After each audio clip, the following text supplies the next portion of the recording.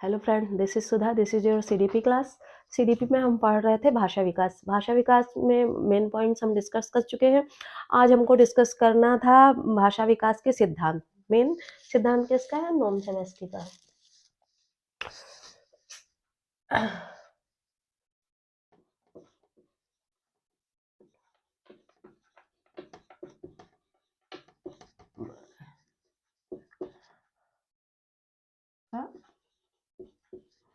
भाषा विकास सिद्धांत, ठीक है। इस सिद्धांत को डिस्कस करने से पहले हम थोड़ी चीज़ें डिस्कस कर लेंगे नोम चॉम्स्की के बारे में। नोम चॉम्स्की क्या थे? अमेरिका के व्यवहारवादी मनोवैज्ञानिक थे। क्या थे? अमेरिका के व्यवहारवादी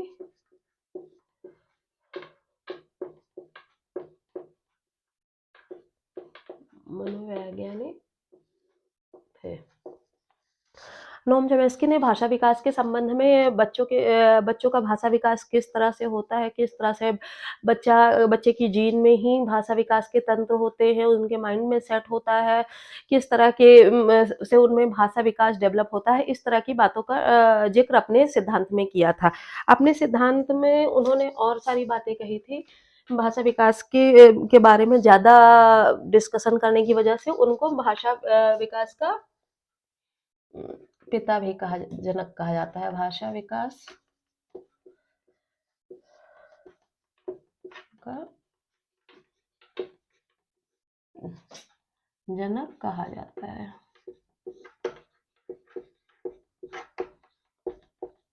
ठीक है। इसके अलावा इन्होंने भाषा विकास के संबंध में कहा कि इसको कर लीजिए आधुनिक भाषा विकास।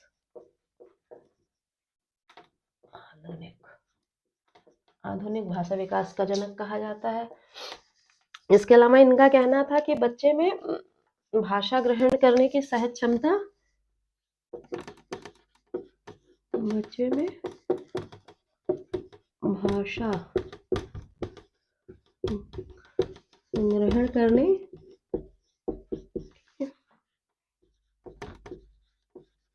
सहज क्षमता जन्म से ही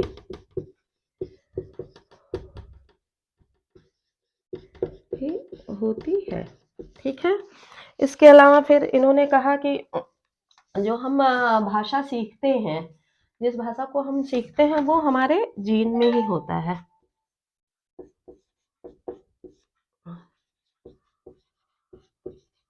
अर्जुन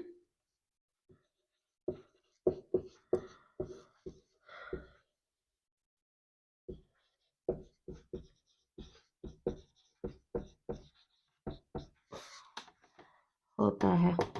इसके अलावा इन्होंने भाषा के संबंध में कहा था कि भाषा विकास जो होता है वो एक प्रकार से बुद्धि का विकास है। क्या है? भाषा विकास ही बुद्धि का विकास है। क्यों है? क्योंकि इनका मानना था कि जितनी हमारी बुद्धि विकसित होगी उतना ही जल्दी हम भाषा को सीख पाएंगे। अगर बुद्धि जिस बच्चे की जो बच्चा सपोज दैट मेंटली रिटायर्ड है, उसका उसका उस बच्चे का भाषा विकास उतना अच्छे से नहीं होगा जितना अच्छी आईक्यू वाले बच्चे का विकास होगा। ठीक है। इस वजह से इन्होंने कहा कि भाषा विकास ही बुद्धि का विकास है। ठीक है। इतनी चीजें नोम चॉम्स्की के बारे में के सिद्धांत के बारे में कहा गया है। इनके सिद्धांत को हम किस नाम से जानते हैं? लिखती हूँ, आप नोट डाउन कर लीजिएगा।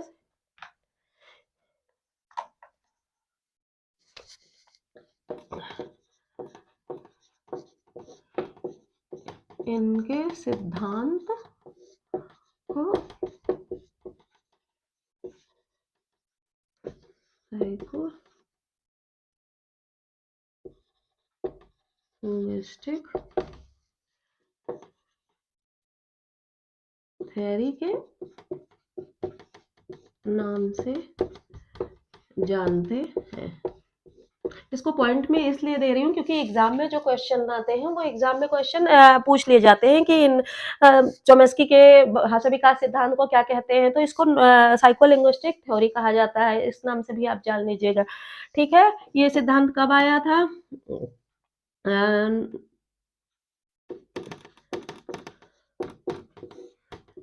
चोमेस्की का भाषा विकास सिद्धांत 1959 में आया था। कुछ बुक में आपको 1957 लिखा मिल जाएगा, तो अगर 1959 का ऑप्शन नहीं होगा 1957 भी लगा दीजिएगा, पर वैसे शोधों के आधार पर यही माना जाता है कि 1959 में इनका ये सिद्धांत आया था। ठीक है, इसके अलावा इनका मानना था कि बच्चा जन्म से किशोरावस्था तक कई भाषाओं को एक सहज नियम के द्वारा सीख सकता है। इनका मानना था कि बच्चा जब जन्म से जैसे जैसे वो बड़ा होता जाता है, उसकी वाणी जैसे वाणी होती है, उसके मुंह से पहले शब्द जैसे मैंने आपको बताया था स्वर निकलते हैं, उसके बाद व्यंजन निकलते हैं, वो एक शब्द का उच्चारण करता है, फिर वर्ण का उच्चारण करता है, फिर धीरे शब्द बनाता है, फिर धीरे धीरे वो वाक्य में परिवर्तित हो जाते हैं। पहले वो संज्ञा शब्दों को बोलना शुरू करता है, फिर उसके बाद वो क्रिया विशेषण आदि शब्दों को बोलना शुरू कर देता है। तो इसी प्रकार उनका मानना था कि जन्म से ही अगर बच्चे को कई भाषाएं सिखाई जाए तो वो आसानी से सहज नियम के उसको एक नियम के थ्रू बताया जाए कि इससे ये हो सकता है, इससे हो सकता है, एक नियम के थ्रू वो एक साथ कई भाषाओं को सीख सकता है। और लेकिन अगर वयस्कों को वही कई भाषाएं जब वयस्क होने के बाद, किशोरावस्था के बाद, यानी जब व्यक्ति वयस्क हो जाता है तो ये भाषाएं सिखाई जाए तो वो आसानी से नहीं सीख पाएगा। क्यों? क्योंकि उसका जो भाषा सीखने का आधार है, वो थोड़ा डिसबैलेंस हो जाता है, क्योंकि जब बच्चा छोटा होता है उसे एक आधार पर सिखाते हैं हम भाषा, या एक उन्होंने एक जेनेटिक ग्रामर सार्वभौमिक व्याकरण की थ्योरी दी थी। उस थ्योरी के आधार पर उन्होंने बताया था कि एक जेनेटिक ग्रामर के थ्रू बच्चे को धीरे धीरे धीरे धीरे स्टेप बाय स्टेप सिखा के कई भाषाओं का ज्ञान करा सकते हैं। और वही किशोरावस्था पे उनके मस्तिष्क में वो सेट होने में थोड़ा टाइम लगता है, इसलिए वयस्क होने पर कई भाषाओं का ज्ञान उतनी जल्दी नहीं करा सकते हैं जितना कि जब वह बच्चा छोटा होता है उसको कई भाषाओं का ज्ञान करा सकते हैं। ठीक है, अब हम थोड़ी और चीजें जान लेते हैं।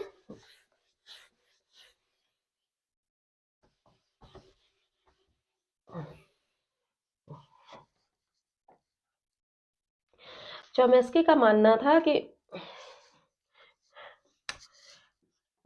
इन्होंने एक और अपने सिद्धांत में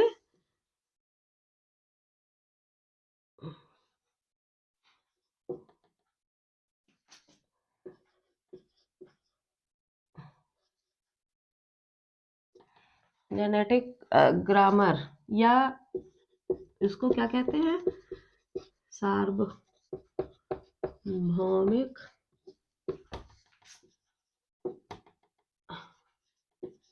व्याकरण के नाम से,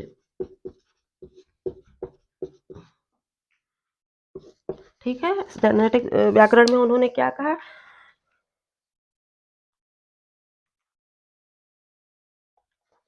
कि बच्चे एक इन्होंने कहा इसके तहत कि बच्चे एक निश्चित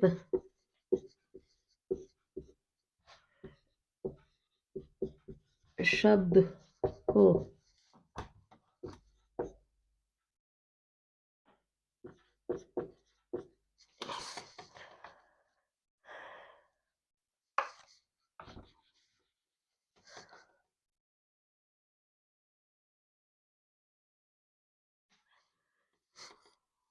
एक निश्चित नियम का अनुसरण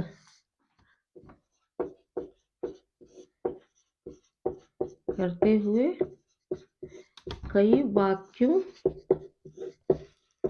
का निर्माण कर सकते हैं। इनका अपने सिद्धांत में मानना था कि सॉरी यहाँ पे जनरेटिव, हाँ, इनका मानना था कि बच्चे एक निश्चित शब्द का प्रयोग करते हुए एक निश्चित नियम का अनुसरण करते हुए उनको एक शब्द बताया जाए और एक निश्चित नियम बताया जाए और उस नियम के तहत बच्चे एक ही शब्द से कई वाक्यों का निर्माण कर सकते हैं। इसके लिए उन्होंने क्या कहा था, उनका कहना था कि शब्दों को ऊपर लिखते हूँ, इसको मैं रब कर देती हूँ, एक साथ लिखती हूँ, आपको समझ में आएगा।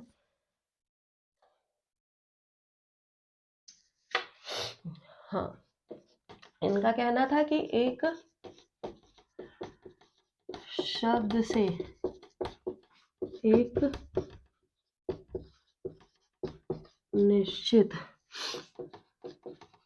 नियम का अनुसरण करते हुए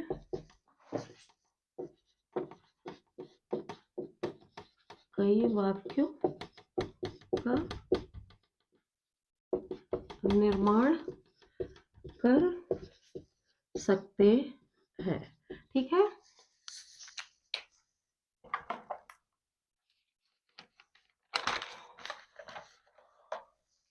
और उनका कहना था कि ये जो निश्चित नियम है अनुसरण करते हुए मतलब जो नियम उन्होंने कहा, जिस निश्चित नियम का अनुसरण करने की बात की, उसी को नियम का अनुसरण करते हैं, करेंगे बच्चे, उसे ही क्या कहा, जेनरेटिव ग्रामर कहा, जेनरेटिव ग्रामर।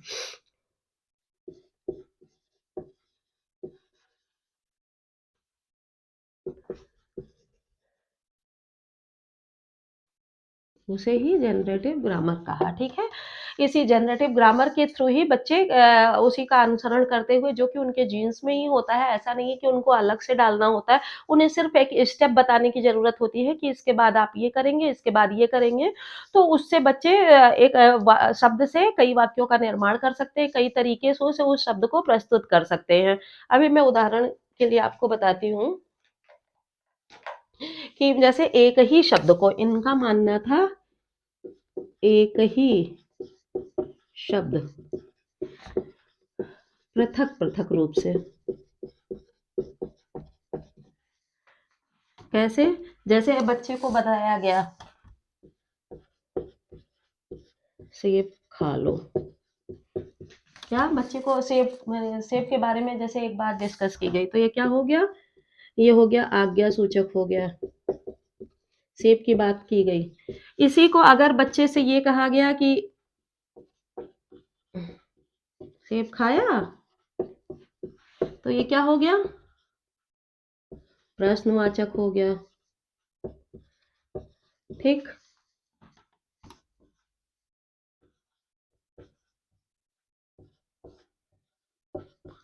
बच्चे ने पूरा सेब खा लिया,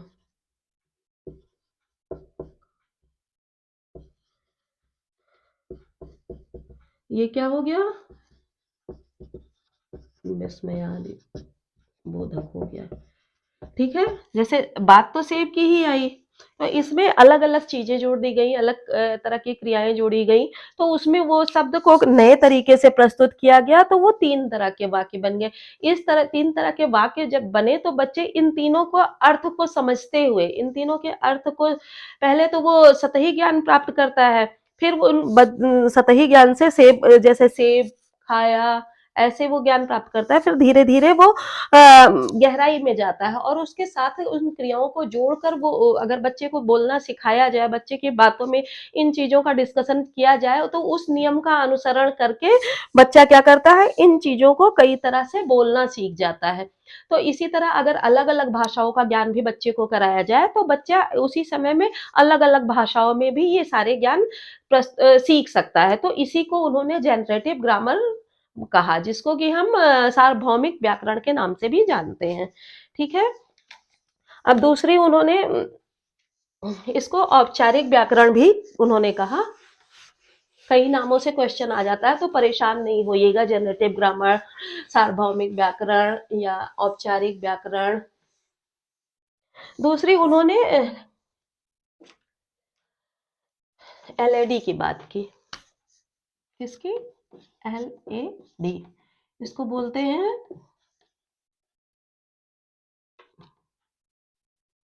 लैंग्वेज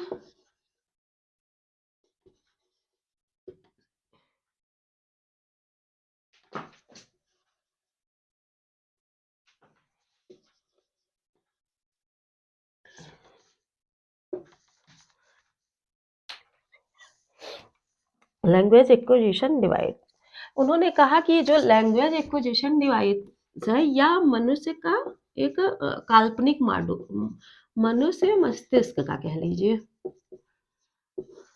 हाँ, एक इसको काल्पनिक क्या कहा, मॉड्यूल कहा। उन्होंने कहा कि बच्चे के मस्तिष्क में, बच्चा जब पैदा होता है तभी उसके मस्तिष्क में ये मॉड्यूल, मतलब एक तरह की ये चिप होती है जो उसके मस्तिष्क में रहती है। ठीक है? ये किसी भाषा को सीखने के लिए जिम्मेदार होती है। 1960 में उन्होंने इस मॉड्यूल को प्रस्तुत किया था और कहा था कि ये किसी भी बच्चे को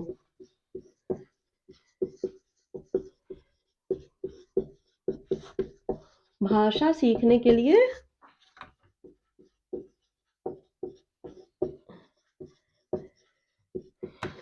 ये जिम्मेदार होती है, होती है। एलईडी के बारे में और ये कहा गया है कि ये कब तक, 6 वर्ष की वर्ष की अवस्था तक संवेदनशील होती है।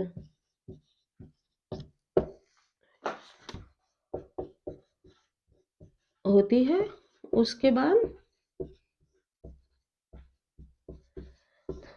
कमजोर पड़ने लगती है।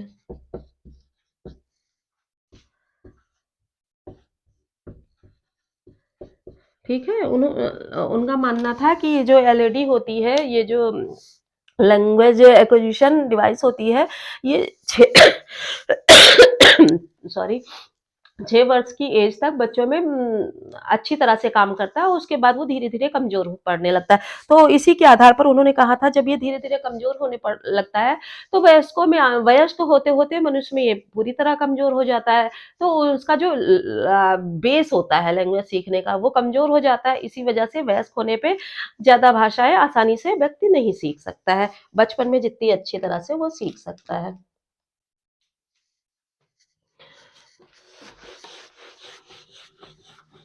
एलईडी के क्वेश्चन आपके एग्जाम में बहुत आते हैं, तो इसको आप थोड़ा नोट डाउन कर लीजिएगा या स्क्रीनशॉट ज़रूर ले लीजिएगा। एक और उनका मानना था कि एक बायोलॉजिकल थ्योरी उन्होंने दी थी, इसी के आधार पर क्या,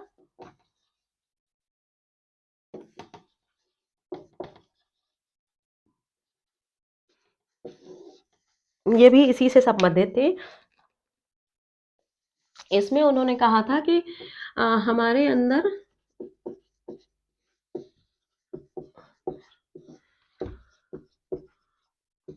कुछ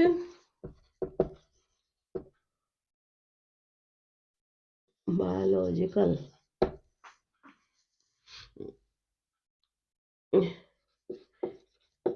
चीजें होती हैं, जो हमें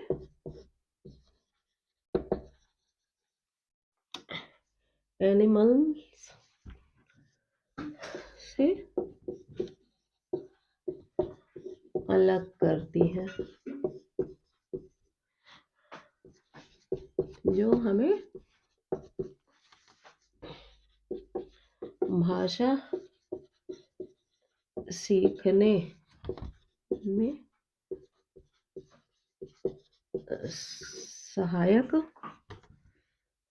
होती है। वो चीज क्या थी? उसे LAD, जो ये बायोलॉजिकल थ्योरी दी थी, उन्होंने उसमें भी उन्होंने LAD का ही महत्व बताया था कि LAD जो हमारे अंदर होता है, वो एक सेट होता है, एक तरह की चिप होती है जो हमारे मस्तिष्क में बाय बर्थ रहती है, और उसी की सहायता से, उसी चिप की सहायता से ही हम लैंग्वेज सीख पाते हैं। तो वो हमारी बायोलॉजिकल थ्योरी में उन्होंने कहा कि यही चिप है जो हमको एनिमल से अलग करती है। भाषा तो सभी में होती है, एनिमल है वो भी, उसकी भी अपनी भाषा होती है, चाहे रंभाने की हो या डॉग की भौंकने की हो, लायन की रोरिंग की हो। तो ये किसी भी तरह की, हर एनिमल की भी अपनी लैंग्वेज होती है, पर ये जो हम अलग अलग तरह के स्वर व्यंजन या अपनी भाषा का उपयोग कर पाते हैं, इसी LED के माध्यम से हम अपनी भाषा का उपयोग कर पाते हैं। ठीक है, इन्होंने भाषा की संरचना, जो चॉम्स्की ने भाषा की संरचना को 2 भागों में बांटा।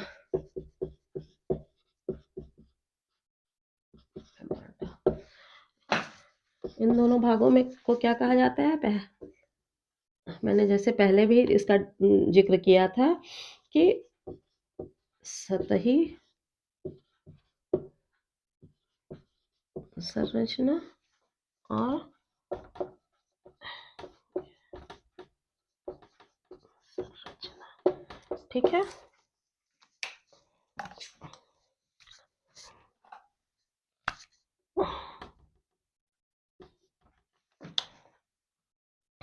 ये सतही संरचना जो होती है, इसमें बच्चा शब्दों को बोलना तो सीख जाता है, जैसे शब्द जानता है बच्चा, किंतु उसका अर्थ नहीं पता होता, अर्थ पता नहीं होता।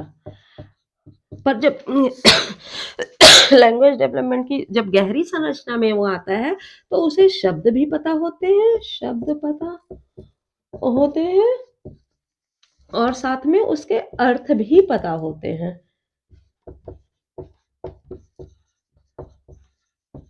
इसकी बहुत डिटेलिंग में इसलिए नहीं जाएंगे क्योंकि ये जो उन्होंने संरचना की बात कही थी, सतही संरचना और गहरी संरचना, एक्चुअली मैंने पहले आपको बताया था कि ये USA के रहने वाले थे, अमेरिका के मनोवैज्ञानिक थे। तो अमेरिका में अमेरिका की लैंग्वेज दूसरी है, और इंडिया की अगर लैंग्वेज की बात की जाए तो यहाँ हिंदी, संस्कृत, तमिल और बहुत सारी लैंग्वेज, उर्दू, ये सारी बोली जाती हैं। तो इन सारी लैंग्वेज में ये जो रूल होते, यही ये जो दो संरचनाएं होती हैं, ये पूरी तरह से काम नहीं करती हैं। वहाँ की लैंग्वेज जो होती है वो कम शब्दों में, जैसे सॉरी की बात कर ली गई, सॉरी एक शब्द में कह दिया और पता चल गया, हाँ माफी मांग लिया। हमारे यहाँ हिंदी में अगर हम बात करें तो मुझे क्षमा कर दीजिए, इतने वर्ड बोलने पड़ेंगे। या किसी का आदर, किसी को थैंक्स बहुत आसानी से बोल दिया। हम लोगों के भाषा में धन्यवाद, या ऐसे शब्दों का प्रयोग होता है। तो हमारी लैंग्वेज में और वहाँ की लैंग्वेज में बहुत डिफरेंस होता है। इसलिए इन संरचना को बहुत ज्यादा ये नहीं माना गया है कि ये संरचना बहुत ज्यादा उपयोगी है हमारे परिवेश में। इसीलिए इसके क्वेश्चन बहुत ज्यादा नहीं आते हैं और बहुत डीप में भी जाने की जरूरत नहीं है। अब कुछ चीजें हैं जो आपको जान लेना थोड़ा जरूरी है। भाषा विकास से रिलेटेड क्वेश्चन पूछे जाते हैं।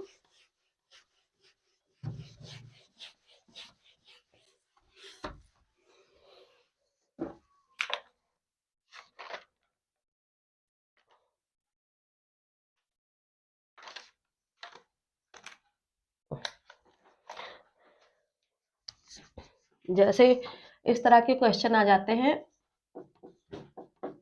भाषा विकास में सहायक तत्व। क्वेश्चन आ गया कि भाषा विकास में सहायक तत्व कौन कौन से होते हैं। ठीक है, तो इसका आंसर होगा, सबसे सहायक तत्व क्या है? अनुकरण। अनुकरण करके ही बच्चा भाषा विकास को सीखता है। ठीक है, और इसके अलावा कि ऐसे क्वेश्चन आते हैं कि भाषा विकास में सहायक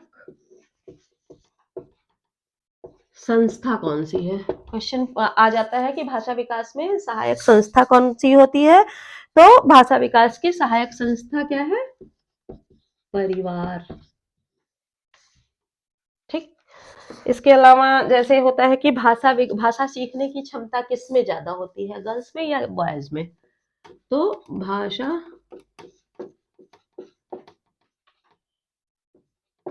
सीखने की क्षमता किसमें?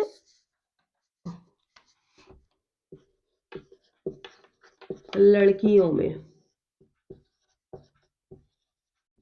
लड़कियां लड़कों की अपेक्षा जल्दी बोलना सीखती हैं और ज्यादा उनका शब्द भंडार भी लड़कों की अपेक्षा बहुत ज्यादा होता है। यही कारण है, चाहे जलन कह लीजिए या कारण कुछ भी कह लीजिए, कहा जाता है कि लड़कियां चुप नहीं बैठती हैं या औरतें, उनमें भाषा विकास भी ज्यादा होता है और बहुत तेजी से होता है। लड़के बहुत देर में बोलना शुरू करते हैं, कंपैरेटिवली लड़कियां बहुत जल्दी बोलना शुरू कर देती हैं अपनी आयु से। और भाषा पर नियंत्रण बच्चा कब करना सीख जाता है?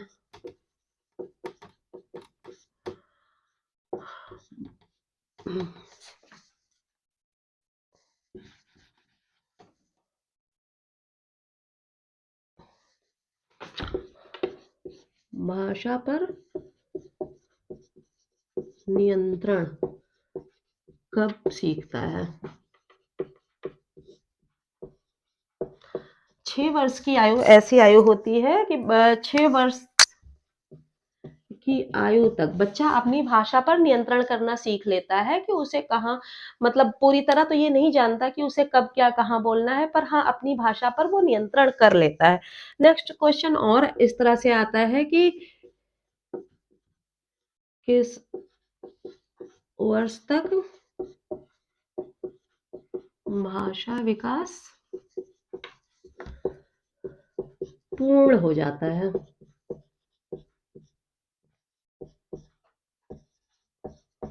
किस वर्ष तक भाषा विकास पूर्ण हो जाता है?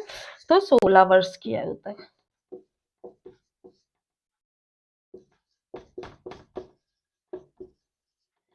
आयु तक, ठीक है। 16 वर्ष की आयु तक बच्चे का भाषा विकास पूरी तरह से पूरा हो जाता है। भाषा विकास अब कोई बहुत स्लो लर्नर है तब की बात अलग है। नॉर्मल तौर पर कहा जाए तो 16 वर्ष की आयु तक हर व्यक्ति में भाषा विकास पूरी तरह से पूरा हो जाता है। रही बात वोकैबुलरी की, तो बच्चा जितना लोगों के संपर्क में आएगा, जितना ज़्यादा निकलेगा, लोगों से बातचीत करेगा, उतनी ही उसकी वोकैबुलरी अच्छी होती जाएगी और जितनी अच्छी वोकैबुलरी होगी उतना ही अच्छा उसका भाषा विकास होगा। ठीक है। नेक्स्ट क्वेश्चन आता है कि जो हमने एलईडी की बात की थी, एलएडी की उपस्थिति मस्तिष्क के किस भाग में होती है? ठीक है, ये भी हम पहले डिस्कस कर चुके हैं, किस भाग में होती है। तो लेफ्ट हेमिस्फीयर मैंने आपको बताया था पहले भी, जो मस्तिष्क का भाग होता है, तो ये लेफ्ट हेमिस्फीयर जो होता है, इसी में हम जो भाषा विकास संबंधी संज्ञान होते हैं, कॉग्निटिव डेवलपमेंट जो हमारा होता है, वो उसकी बात मैंने की थी कि वो लेफ्ट हेमिस्फीयर जो होता है तो लैंग्वेज डेवलपमेंट में ज़्यादा जिम्मेदार होता है, और जो ये राइट हेमिस्फीयर होता है इसमें क्या होता है, क्रिएटिविटी होती है या कोई आर्टिस्टिक चीजें होती हैं, वो इस राइट हेमिस्फीयर में होती हैं। ठीक है, और लेफ्ट में क्या होता है, लैंग्वेज डेवलपमेंट संबंधी जो जितनी भी डेवलपमेंट होते हैं वो होते हैं। ठीक है।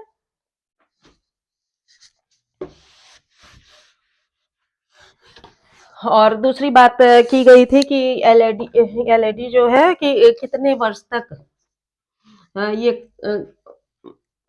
अच्छी मानी जाती है एलईडी। वो भी मैंने आपको बताया था कि कहीं कहीं 5 से 6 वर्ष तक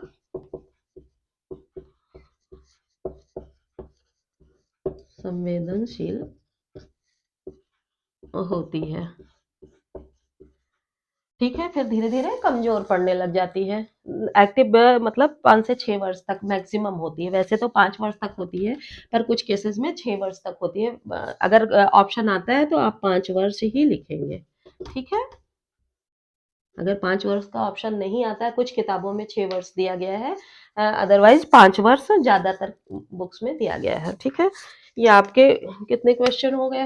1, 2, 3, 4, 5, 6, 7 और इससे संबंधित जो क्वेश्चन आते हैं वो मैं आपको बता रही हूँ। इसका आप स्क्रीनशॉट ज़रूर लीजिएगा।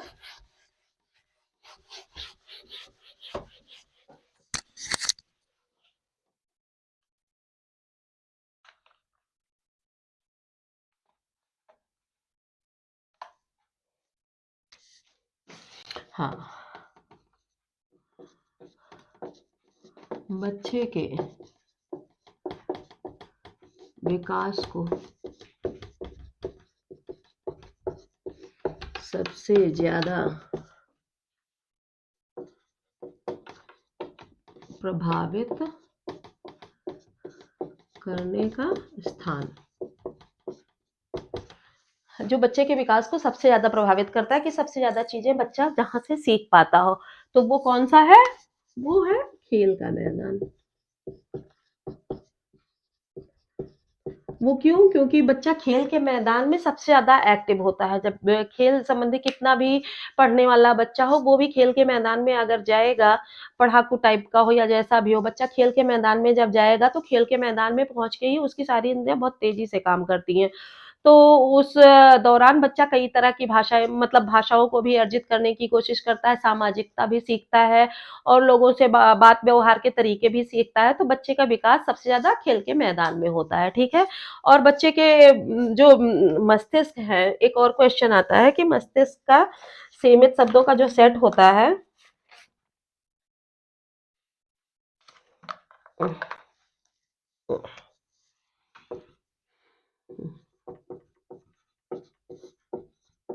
ओके, भाषा विकास से संबंधित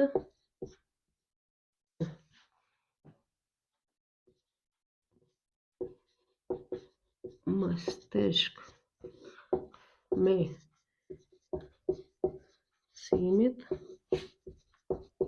सेट को क्या कहते हैं? बच्चों जो बच्चे मैंने बात की थी चोम्स्की के विकास की, उन्होंने कहा था बच्चे के मस्तिष्क में ही एक सेट के तहत किसी एक शब्द की सहायता से वो कई शब्द वाक्यों का निर्माण कर सकता है और एक जेनेटिव ग्रामर की बात की थी। तो वो जो एक सीमित सेट होता है जिसके तहत बच्चा शब्दों को सेट मतलब एक दूसरे के साथ को रिलेट करके बच्चा सीखता है, शब्दों का सेट बनाता है, तो उस सेट को क्या कहते हैं? उसको लेक्सिकॉन कहते हैं। क्या कहते हैं? लेक्सिकॉन। काफ़ी इम्पोर्टेंट क्वेश्चन है, कई बार आया है। लेक्सिकॉन कहते हैं, ठीक है?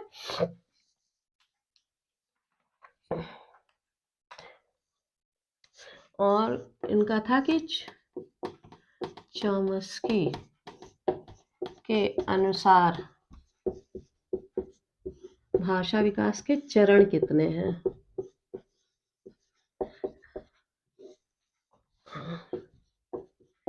चरण इस पे ज़रूर ध्यान दीजिएगा क्योंकि हमने भाषा विकास की 6 अवस्थाएँ पढ़ी थी, उनसे जनरली हम कन्फ्यूज़ हो जाते हैं कि भाषा विकास की 6 अवस्थाएँ होती हैं या 6 चरण होते हैं, नहीं पर भाषा विकास के 3 चरण होते हैं। किसके अनुसार? नॉम चॉम्स्की के अनुसार। पहला क्या? जिज्ञासा, दूसरा अनुकरण और तीसरा अभ्यास। ठीक है। इनका मानना था कि बच्चे में भाषा विकास कैसे होता है, सबसे पहले बच्चा जिज्ञासु होता है कि वो क्या बोल रहा है, उसे क्या बोलना है, उसे भी ये भाषा सीखनी है। बच्चा जैसे अपने माँ बाप को बोलते देखता है तो जिज्ञासु होता है, छोटा बच्चा आ ऊ बोलने की कोशिश करता है कि हाँ, जो हमारे सामने वाला बोल रहा है वो भी मैं बोलूं, भले ही वो साफ नहीं निकलती है लैंग्वेज, तो बच्चा जिज्ञासु होता है, पहला चरण होता है। दूसरा, फिर बच्चा अनुकरण करता है कि हाँ, सामने वाला क्या बोल रहा है, किस तरह से उसके लिप्स जब जा रहे हैं, उस तरह वो अनुकरण करके उस भाषा को बोलने की कोशिश करता है। फिर धीरे धीरे वो प्रैक्टिस करता है, अभ्यास करता है, तो भाषा सीख पाता है। और भाषा की इन्होंने इकाई की भी बात की थी, उससे संबंधित क्वेश्चन भी आते हैं, उसमें भी थोड़ा सा आपको ध्यान देने की जरूरत है कि सबसे छोटी इकाई और सबसे बड़ी इकाई कौन सी है।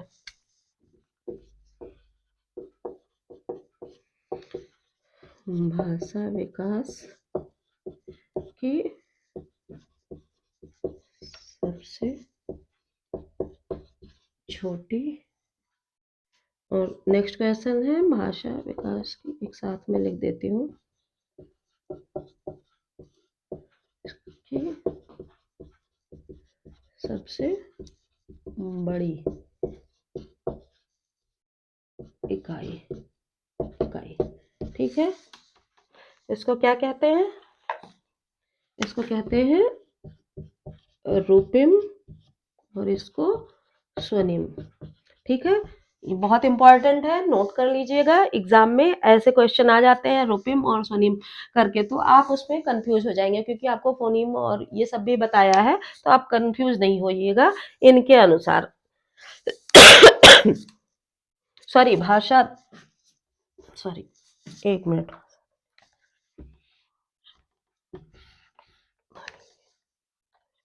भाषा ध्वनि की सबसे छोटी इकाई, भाषा विकास नहीं, भाषा ध्वनि की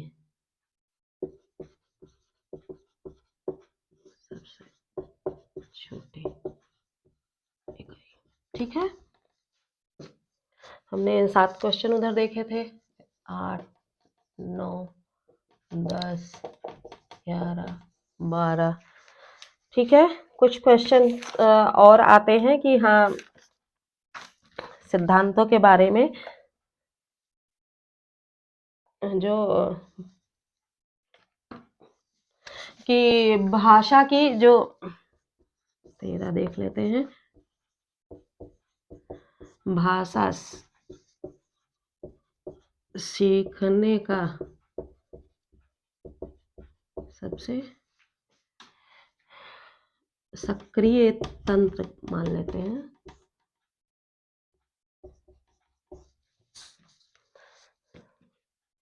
सक्रिय तंत्र या अवधि भी कहीं कहीं देखने को मिल जाता है। ठीक है, इसको क्या कहते हैं? प्लास्टिसिटी। ठीक है, प्लास्टिसिटी क्या होता है? ये एक स्पंज का काम करता है भाषा को सीखने में।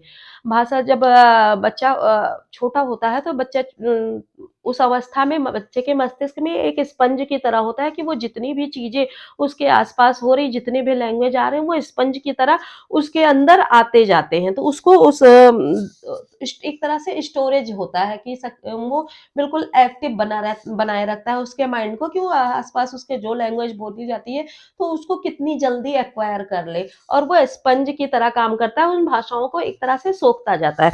तो इस उसको क्या कहा जाता है?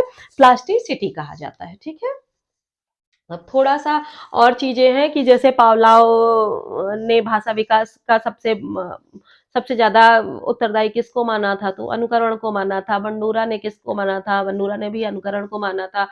और अगर स्किनर की बात की जाए, तो स्किनर ने भाषा विकास के लिए सबसे के अनुसार भाषा ज्ञान जो होता है, उसके लिए सबसे उत्तरदायी क्या चीज होती है? उनके लिए पुनर्बलन और अभ्यास, 2 चीजें सबसे ज्यादा उत्तरदायी होती हैं। इसके अलावा भाषा विकास के संबंध में और भी चीजें हम डिस्कस करेंगे नेक्स्ट वीडियो में।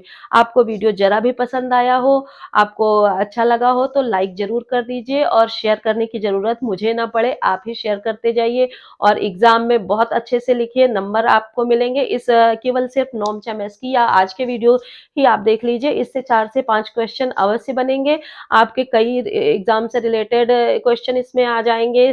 सीटेट, टेट, रीट की बात करें या केवीएस की बात करें, उसमें भी इससे रिलेटेड क्वेश्चन आएँगे। पीजीटी में भी इससे रिलेटेड क्वेश्चन आएँगे, या फिर अगर किसी भी सब्जेक्ट के पेडागोजी की बात की जाए, तो हम सिर्फ भाषा विकास से ही हमको कई सारे क्वेश्चन देखने को मिलते हैं। तो इसलिए आप बिना देर किए हुए वीडियो को लाइक, शेयर, कमेंट ज़रूर करें। सब्सक्राइब नहीं किया तो सब्सक्राइब तुरंत कर लें और तुरंत अपने फ्रेंड्स को भी इस वीडियो को शेयर कर दें, जिससे उसका भी कुछ कल्याण हो जाए, उसको भी नंबर मिल जाए। और आपके लाइक और कमेंट जो मिलते हैं, उसी से हमारा मनोबल बढ़ता है, उसी से हमको खुशी मिलती है। ये हमारे लिए टॉनिक का काम करती है। तो जितनी ज़्यादा टॉनिक हमें मिलेगी, उतनी एनर्जी के साथ आपको हम पढ़ाते रहेंगे, नए-नए कंटेंट लाते रहेंगे और पूरा विस्तार से, डिटेल से उसको डिस्क्राइब करते रहेंगे। नेक्स्ट वीडियो आने तक थैंक यू।